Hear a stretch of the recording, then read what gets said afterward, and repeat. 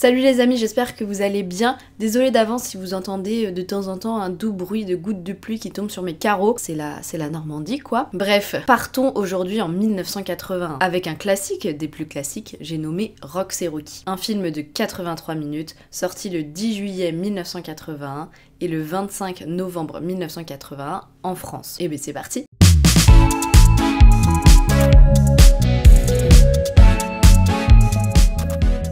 Nous sommes donc après Bernard et Bianca, qui a eu un succès certain. Nous avons vu qu'il y avait beaucoup de départs des anciens des studios Disney et qu'il y avait une nouvelle génération d'artistes qui arrive. Et ce changement va être ici définitif, puisque c'est le dernier film du réalisateur et producteur Wolfgang Reitermann, et aussi de Frank Thomas et Ollie Johnston, qui faisaient partie des 9 sages. Si vous ne comprenez rien du tout à ce que je vous raconte là, je vous invite à aller regarder mes dernières vidéos sur ce sujet. Allez hop, petit placement de produit pour moi-même. Vous le savez, Rox et Rookie met en scène un chien et un renard qui deviennent amis et qui rappellent un peu Bambi par sa vision critique des chasseurs et en parallèle en humanisant les animaux, ce que fait très bien Disney. Cette histoire est issue d'un roman de Daniel P. Mannix de 1967 qui parlait notamment d'écologie. Mais le film est beaucoup plus rythmé avec des messages modernes en fait qui ont été remis au goût du jour pour l'époque. Ce n'est pas un film catégorisé comme original, il est classique, mais il rayonne quand même par sa production qui est traditionnelle et qui a nécessité 4 ans de travail et des centaines de milliers de dessins. Il a un certain succès au box-office, bien dans la lignée des films d'animation qui sortaient dans les années 80, mais il a quand même bien divisé les équipes des studios Disney. Déjà parce qu'il y a une moyenne d'âge qui baisse avec l'arrivée des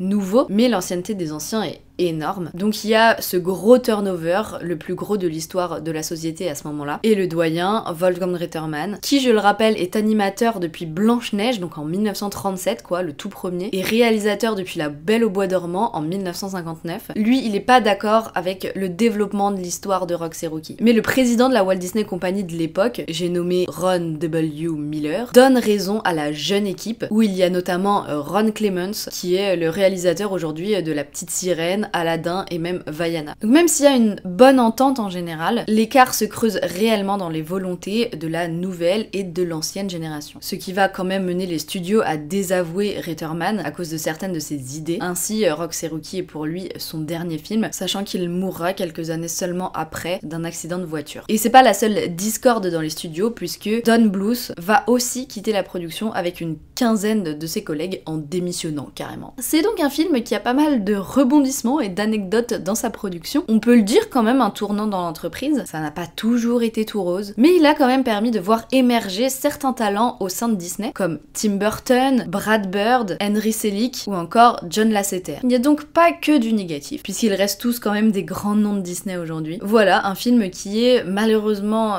oublié à Disneyland Paris. Là comme ça, j'ai rien qui me vient comme truc flagrant sur Rox et Rookie. Il n'y a pas d'attraction, il n'y a pas de boutique, 2-3 rêves de temps en temps, par-ci par-là. Mais il mériterait, je trouve, d'être mis un peu plus à l'honneur. J'espère que cette petite vidéo sur les films d'animation vous a plu. Moi, j'enchaîne là tout de suite pour tourner la vidéo de la semaine prochaine. Comme ça, je suis à l'heure, au moins, pour une semaine encore. Si ça vous a plu, n'hésitez pas à laisser un petit pouce, un petit commentaire, à vous abonner, à activer la cloche. En attendant, je vous fais des gros bisous, cœur sur vous. Et surtout, n'oubliez pas, ne laissez jamais personne vous faire croire que vos rêves sont trop grands. Et on se retrouve la semaine prochaine pour une nouvelle vidéo.